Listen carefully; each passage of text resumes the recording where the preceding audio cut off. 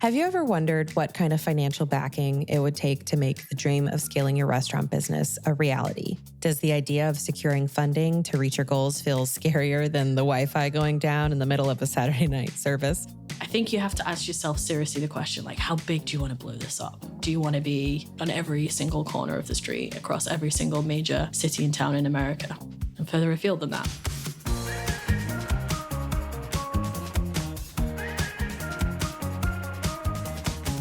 Today, we're shining a light on securing growth funding with a hospitality financial expert, someone who knows exactly what it takes to plan and execute when it comes to injecting serious cash into scaling your restaurant business. So with this, you get the money and then you can start spending, right? You can start opening up restaurants relatively quickly. That's Marginedge's CFO in residence, Georgina Cavendish, a financial whiz who has in-depth experience when it comes to navigating the complexities of scaling hospitality operations and the scars to prove it. Paper cut scars, of course. Georgina also knows it's not only just about having a great product or an incredible guest experience when it comes to growing a hospitality brand. It's about finding the right financial backing to make it all happen. I'm Rachel Stainton Markus, and this is Science of Service, the podcast where we uncover the strategies behind building successful hospitality businesses. Whether you're a seasoned operator or just starting out, you'll find insights and inspiration to help you thrive. So let's dive in. Every industry has its fair share of lifers, but not like the restaurant industry. I'm talking about the ones who've never worked anywhere else and wouldn't dream of it, honestly, because probably their dreams even take place in a restaurant, and sometimes they're nightmares if an expo printer is involved. Yikes. As a company built by and for restaurant operators, we've got our fair share of hospitality lifers here at Margin Edge, and today's guest is one of them. After all, you can take the girl out of the hospitality industry, but why would you want to? I do love the industry. I think it's my personality type, first of all. Like, I love numbers and I've definitely got that like logical side of my brain. But I really, really enjoy the dynamic nature of the restaurant biz. And also in other industries, when you work in finance, you kind of get siloed into like the numbers kind of role. Whereas in restaurants, like, again, you kind of get to like dip your toes into the marketing pool and the operations pool. And you do get to wear more hats than just the kind of finance hat, which I like. I love food, like I love cooking food. I love talking about food, just natural good fit for me in that sense. And as well, I love how diverse the industry is. Like you're going to go to work and you're going to speak to people who've got backgrounds from all over the world. It's so eclectic and it creates such an environment where you've got this like melting pot of ideas. And yeah, I just love it. So yeah, I don't think I'll ever leave the restaurant industry. Yeah, you're a lifer. For life. Ready to get the tattoo. So what would you get, like a knife or a whisk, or would you get like a calculator or like the Excel logo? Definitely not that, even though I am a badass on Excel. I'd probably get like a knife with a $sign on it, so it's a bit of a blend of both. Or, I'm really into coffee, love coffee. Maybe like some cool barista. I'd have to Google it and check. You could do like coffee beans on an abacus. Love that. There you go. That's the next Tell tattoo me later. Brilliant. Not only is Georgina a hospitality lifer, she's also a Brit. I'm guessing the accent gave that one away, right? Like so many in the industry, she's seen it all and worked in just about every kind of restaurant business. She's definitely earned the membership card, and we are working on the tattoos. But what really sets her apart is her experience on both sides of the Atlantic. Working in the UK and the US has given her a unique perspective on business models, customer experience, and what great hospitality looks like no matter where you are. I've worked in the restaurant industry for a little over 15 years now. First job coming out of high school. So I started off working as a kind of staff accountant for a hotel group, and then worked my way up very quickly. I had some very lucky encounters. Worked down in London for 10 of those years as finance director for fast casual, fast growth chains down there. Loved it. Met my husband, who's an American, moved across here. So I'm now on the other side of the pond doing the same thing, and formerly the CFO for a group called Maman, which is a coffee chain based out of New York, and currently the CFO in residence for Marginage. Love it. So since you have both worked in the UK and the US doing pretty similar roles, what would you say is like the most surprising difference that you've noticed between the two countries, other than biscuits and cookies not being biscuits and biscuits not being cookies in America? It's definitely not a cookie. The industries are very similar. It actually really surprised me when I moved here because I was expecting this big culture shock. And there definitely is in other areas. I was expecting it to be really, really different. It's very similar in a lot of ways. It's a very dynamic industry, very, very diverse, multicultural. You work with people from lots of different backgrounds. Same working in somewhere like London as it is over here. So fundamentally, the biggest difference is like the recruitment and the retention of the team. So, in London, UK, Europe as a whole, our labour laws are a little more stringent. So there isn't that hire and fire culture that there kind of is a little more of in the US.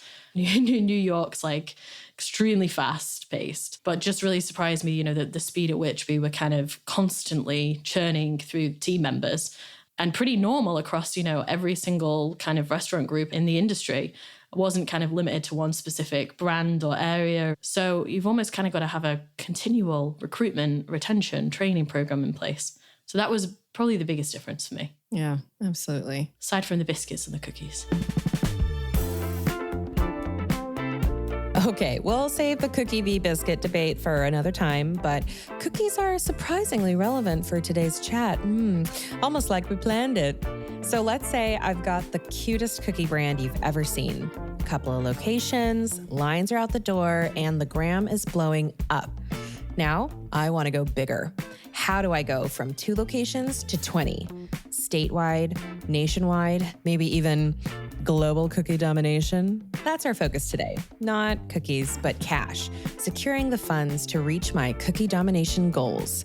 And Georgina is the perfect person to walk us through the ins and outs of securing funding to fuel that kind of growth.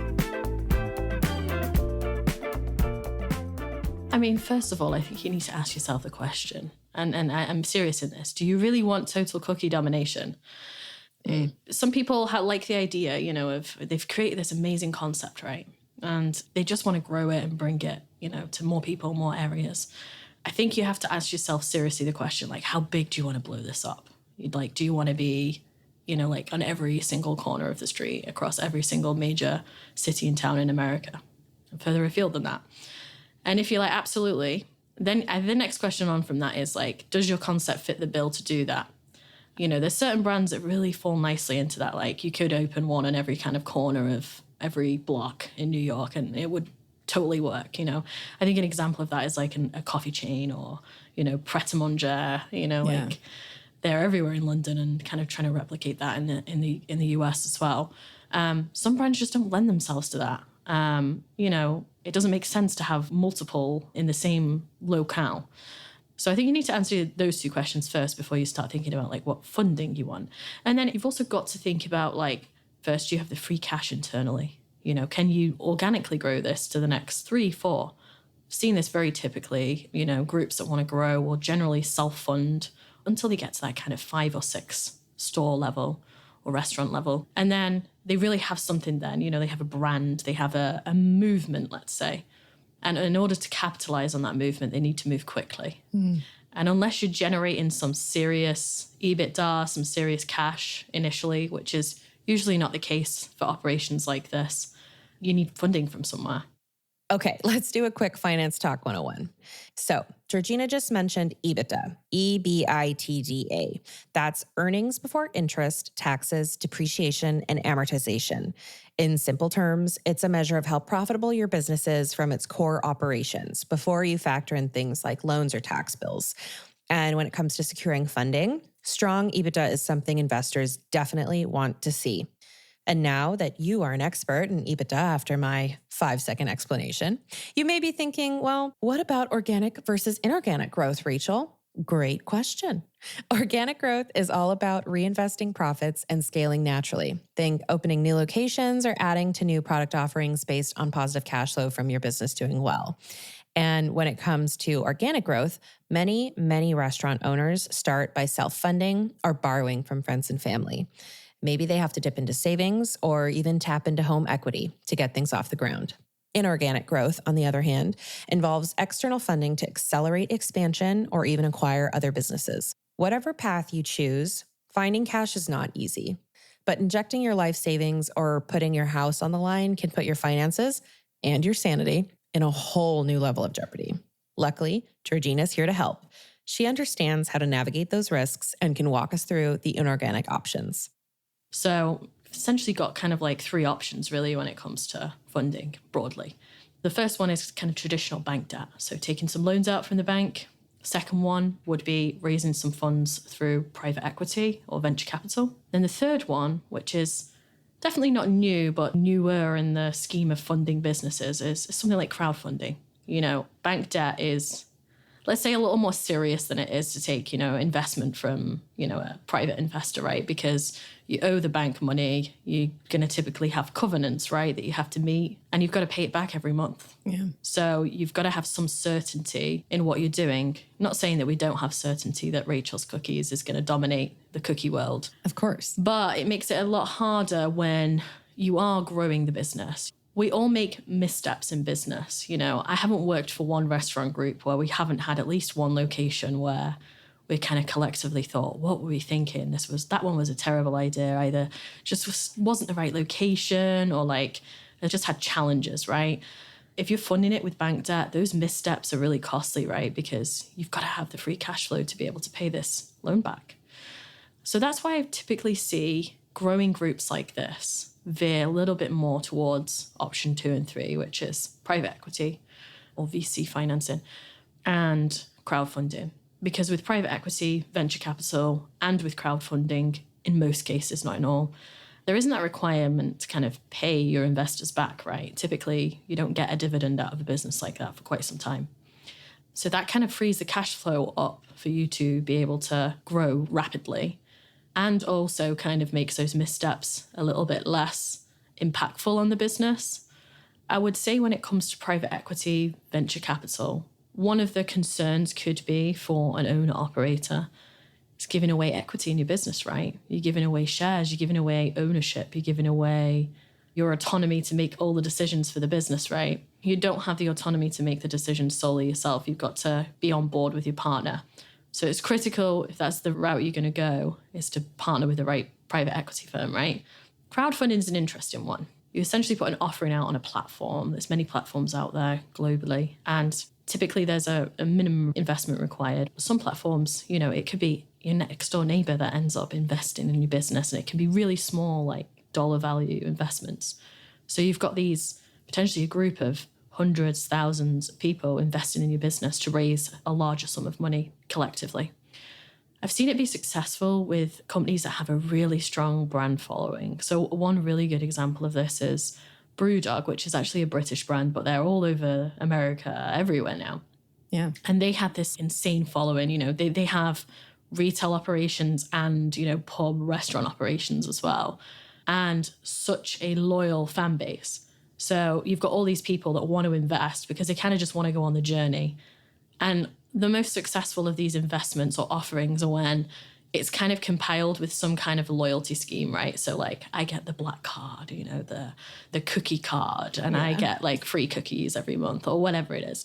So it not only creates wealth in the sense of you're creating a fundraise for the business to use that funds to grow the business, it also creates a fan base and a following, which can be very useful. But then conversely, you've then got potentially thousands of people that are invested in your business. And it can be quite a lot from an administrative perspective to kind of handle that. So you've either got to use services to kind of handle all of the admin requirements of that, or you've got to hire people internally to do that, right? So what makes private equity so appealing to hospitality businesses? I think first and foremost, the fact that with a loan, you have to pay it back every month, right? Yeah. So with this, you get the money and then you can start spending, right? You can start opening up restaurants relatively quickly. All VCs, particularly ones that are pretty prominent in the restaurant space, have so many contacts, landlords, advisors, from every sector. And those connections can really help drive your business forward. So I think that's probably the biggest reason why it's so appealing, is the connection that you can make from it and the growth that you can get from it. When you start getting bigger, right, and you start looking outside of your home locale, so like say we're based in New York and we know the New York market super well, right? And you have a business model that works there. It's not to say that that business model will work exactly the same in other locations, right? Customer patterns and behaviors and wants and desires are completely different in Kentucky than they are in New York, right? Yeah. So they have the experts and generally contacts to be able to help you like map out like, where should we go? What's a good rent deal? I've seen so many bad leases signed just because people didn't know, they just didn't know what to look for. And they have that experience. And if they don't themselves have that experience, they have a whole contact book of people with the experience that can help guide through the process. So I think that it can just really catapult the business forward in a way that you probably wouldn't be able to do on your own.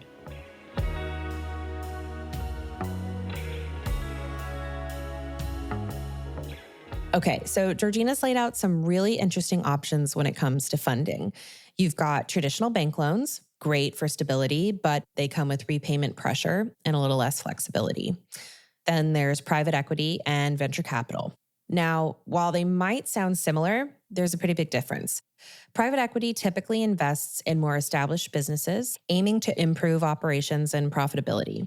Venture capital, on the other hand, is focused on early-stage, high-growth businesses, often taking bigger risks for bigger potential returns. And in hospitality, especially post-COVID, private equity has become the more common route. It's a more stable fit for the industry where margins can be tight and consistency is key, but it can also often mean giving up some control. Not always. And finally, there's crowdfunding, a creative, grassroots option that builds both capital and community, but comes with its own set of logistical challenges. Of course, each path has its pros and cons. Managing debt can be tough if your business hits a rough patch, and giving up equity means you might have to compromise on decision-making. But the benefits, like faster growth, strategic guidance, and access to valuable networks, can be game-changing. And Georgina's got another big benefit to share, one that could really help you scale smarter. So I've worked with some VC firms where they've dropped me into their brands. So I've worked for one and then worked for another within their portfolio. So they have that benefit of having contacts that they can drop in and potentially use. They're great when looking for like senior level roles, especially if you've worked in private equity, you generally tend to stay in private equity. So they'll have contacts, of CFOs that have kind of done this before and kind of know how to set things up and what their expectations are going to be. I think what's really important is when you go into this, it will reshape how your day-to-day looks in your business. It's not just about like the operation anymore. It's also about the reporting. And, they generally tend to want information, weekly, sometimes daily. And you got to have the right systems in place to be able to do that. Honestly, that all sounds perfect for my totally hypothetical cookie empire. I know my product is great. It flies off the shelves like hotcakes. But what else do I need to know? How do I make my operation more appetizing to investors? Well, step one is making sure Rachel's Cookies, or any hospitality business, is actually investor ready. I think sometimes you can think that people will just be interested in your business because you have really good financials, right? Like we've reached that magical 20% EBITDA target. And because of that, every private equity should want to work with us. And I think you have to factor into that the risk appetite out there in the market right now, particularly with private equity firms. There's so many variables that go into running a restaurant business. And maybe their expertise internally just isn't geared towards hospitality businesses. And then on the other end of the spectrum, there are some private equity firms out there that only invest in restaurants because that's their speciality. So I think identifying firms that you would like to work off based off those things is really important. And then also realizing as well that private equity are looking for innovative concepts to invest in, right? So if we go back to our cookies example, right? cookies are not necessarily something unique unless you're doing it in a very different way, or you're baking them in a very innovative way, or the flavor profile or the cuisine type is very different and there's a gap in the market. So I think also factoring into that, the uniqueness of the concept and what is like the unique part of the business that would make it attractive to a private equity firm to invest in. Secondly, I think the most important thing is making sure you've got your books in order. I have been down this process before where things haven't been in order going into an investment conversation. And it's a lot easier when they have been.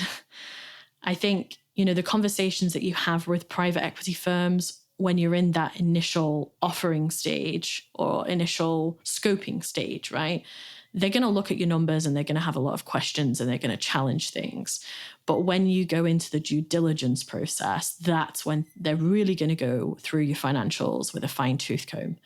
So you want to make sure before you get to those stages that everything is in order. So essentially be prepared for private equity to come through and look at everything and want to dig into everything. Would you say that that is different from like the traditional bank loan side of things? Because obviously they're going to look at your numbers too. But do you think it's because they're personally investing in the business and they're not getting that like monthly payment like a bank would, that they want to dive even deeper? Or would you say it's about the same? Private equity is always done off valuation, right? Yeah. Bank debt is raised off liquidity ratios, right? So the bank's not going to offer you the loan if you cannot prove based off your filed accounts, like that you have the liquidity to be able to pay for this loan, right? Private equity deals are done off a valuation, which, like we can just lick our thumb and stick it in the air and say like, what is the value of this business? There's no...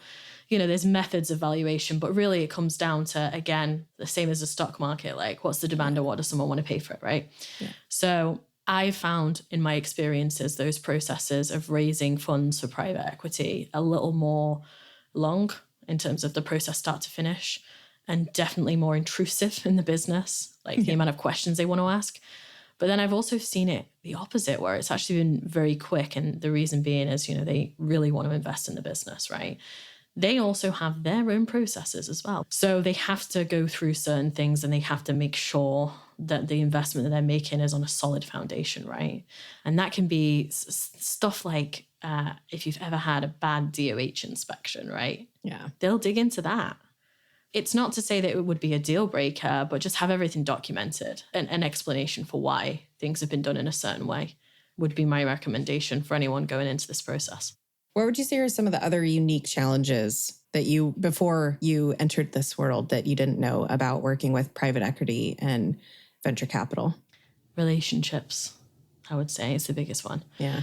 A bank is more often than not a faceless organization, right? You might have a relationship manager that you talk to, but, private equity, it's a board of directors from there that you spend quite a lot of time with, across not just like the financials. They want to know information about what's going on in the whole business. If that relationship isn't good, it can cause a lot of problems. And by good, I mean, we don't have to all be friends and sing Kumbaya around the fireplace, but, working like on the same page about where the business direction is. And I've seen a lot of times, honestly, ownership want one thing, private equity want another. And it's kind of like, there's got to be some compromise to either meet in the middle or just understand that like, this is the direction of the business. This is what we've kind of agreed to. One example would be renaming a business. We spent at one business I worked at over a year debating back and forth whether we should take one word off the name. And eventually we did. But it was a really contentious point between them. So I guess it's not about always agreeing, right? Like, you're not going to always agree on everything about the direction of the business, the menu, all that kind of stuff. But it's about having the relationship that's strong enough to be able to kind of debate those things and kind of meet somewhere in the middle and have that understanding that this is kind of the direction we're going to go forward with. So, yeah, relationships is really key going into this. And it's not something you typically like prioritize sometimes going into this, because your basic need is like, hey, we need to raise some money because we want to grow this thing, or we need to raise some money because we've opened these new restaurants and now, we've got a bit of a cash flow problem. So yeah, don't forget that. That relationship is super important, and it sets the tone for how successful the growth of the business is.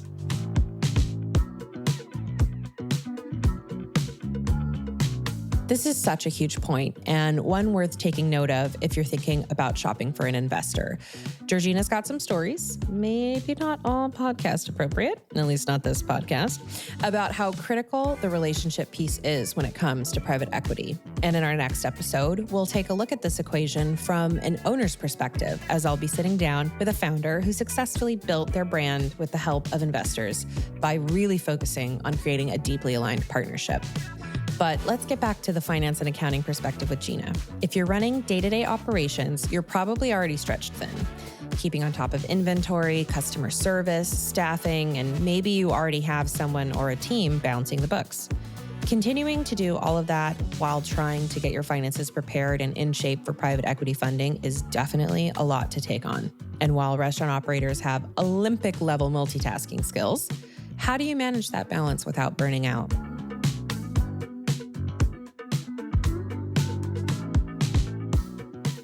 Yeah, it's rough. I think a lot of people, what they do is they bring in support to do it. So I have been brought in either as a CFO to prepare for that, to build all of that out for them, like the investment decks, the financials, all of that kind of stuff.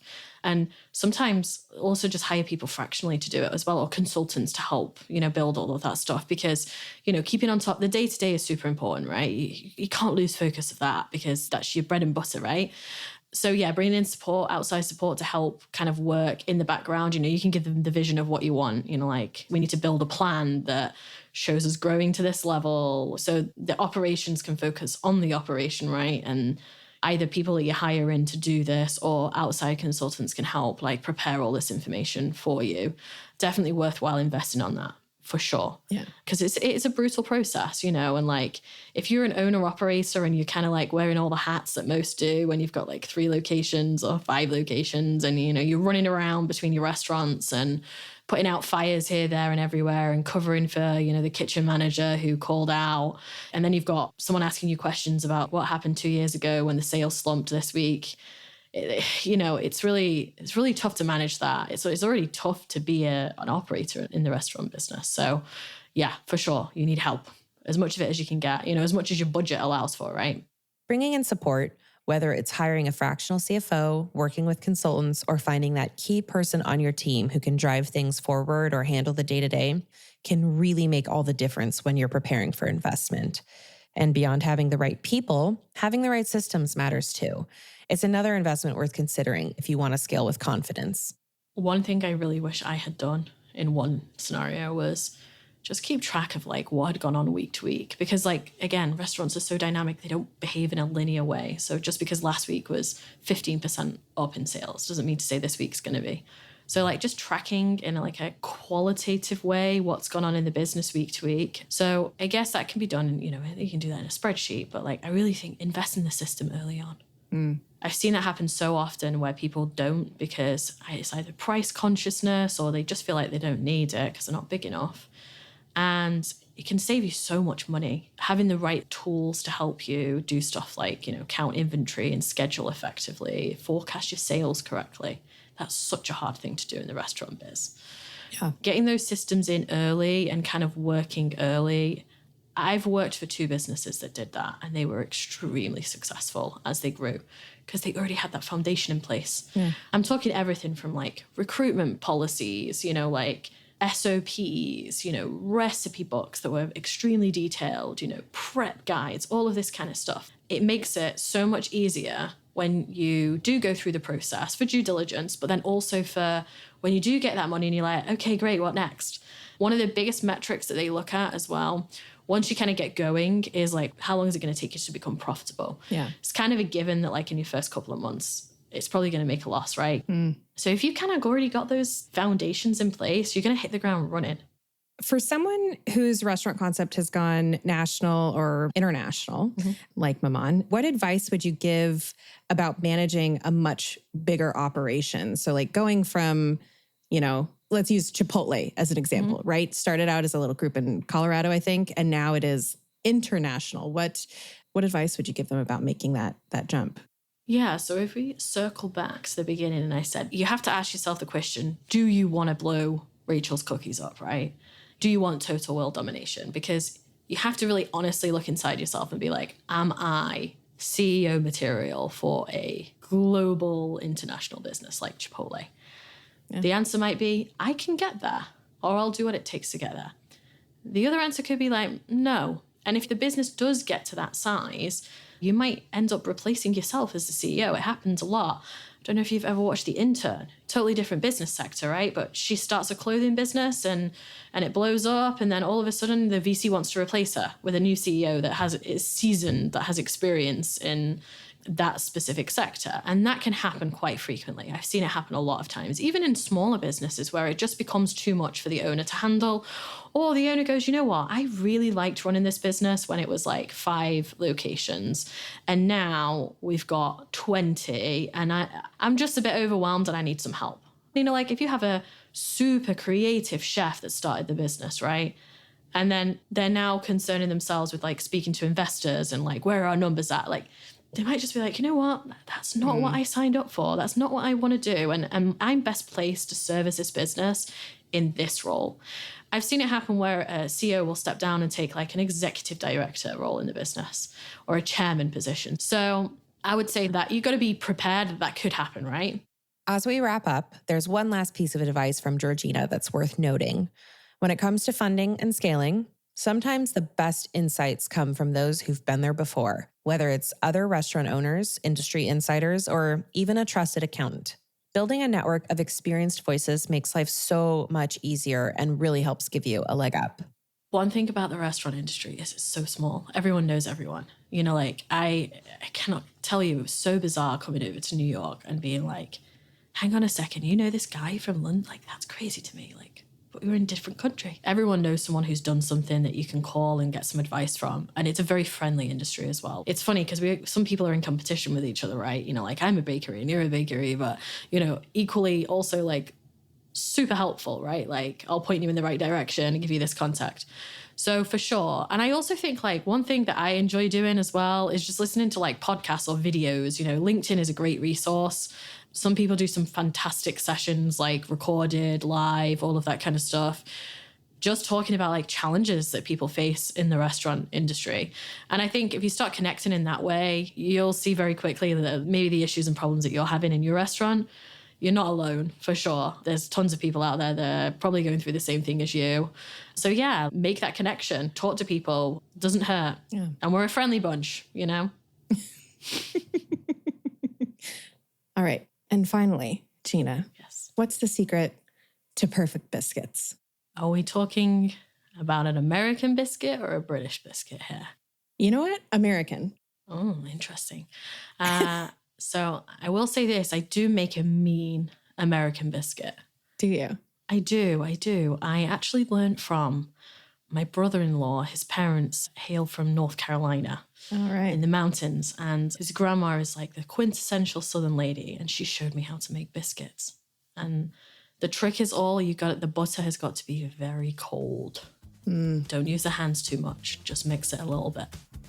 I trust that tip. If it's coming from a Southern grandmother, you know, that is the secret to perfect biscuits. 100%.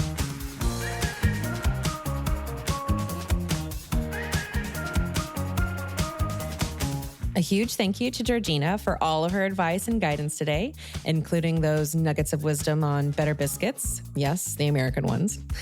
We've covered a lot of ground and given you a lot to digest. So head to the show notes where you'll find links to our blog with a handy recap of this episode and tons of other operator resources. Everything from funding advice and networking pointers to national sales metrics, inventory hacks, and some very solid hospitality hot takes. Probably where I should start pitching my global domination plan for Rachel's Cookies too.